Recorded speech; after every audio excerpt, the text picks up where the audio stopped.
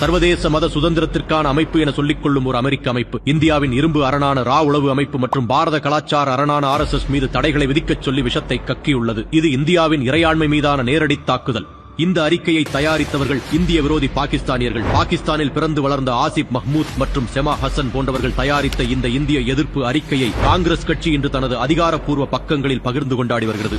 இப்படி ஒரு கேடுகெட்ட கேவலமான எதிர்க்கட்சி உலகத்தில் வேறு எந்த நாட்டிலும் இல்லை. பாகிஸ்தான் பயங்கரவாதிகளின் சிம்ம சொப்பனமாக விளங்கும் ரா அமைப்பை முடக்குவது மறைமுகமாக பயங்கரவாதிகளுக்கு செய்யும் உதவி என்பதில் எவ்வித சந்தேகமும் இல்லை. இதை ஆதரிப்பதன் மூலம் காங்கிரஸ் நமது தேசத்திற்கே எதிரான கட்சி என்பது வெட்ட வெளிச்சமாகியுள்ளது. ஒரு நாட்டிற்கே எதிரான கட்சி அந்த நாட்டின் எதிர்க்கட்சியாக இருப்பதற்கு கூட தகுதியில்லாதது. ரா அதிகாரிகளின் ரகசியங்களை ஈரானில் கசியவிட்டதாக குற்றம் சாட்டப்பட்ட ஹமீத் அன்சாரியை துணை ஜனாதிபதியாக்கியதும், பாகிஸ்தானில் இருந்த ராவின் உள்கட்டமைப்பை அளித்த ஐக்கிய குஜ்ராலுக்கு ஆதரவு தந்ததும் இதே காங்கிரஸ் தான். அன்று முதல் இன்று வரை இந்தியாவின் பாதுகாப்பை சீர்குலைப்பதே இவர்களின் நோக்கம். மும்பை தாக்குதலின் மூளையாக செயல்பட்ட பயங்கரவாதி ஹபீஸ் சயீத் ஒருமுறை காங்கிரஸை பாராட்டினான். இவனை போன்ற தீவிரவாதிகளை குலை நடுங்க செய்யும் அமைப்பு ரா. இந்த அமைப்பை அழிக்க வேண்டும் என அவனும் நினைத்தான். இப்பொழுது காங்கிரசும் நினைக்கிறது. ஆழமாக சிந்தித்தால் காங்கிரஸ் முக்த் பாரத் அத்தியாவசியம் என்பது தெளிவாகிறது.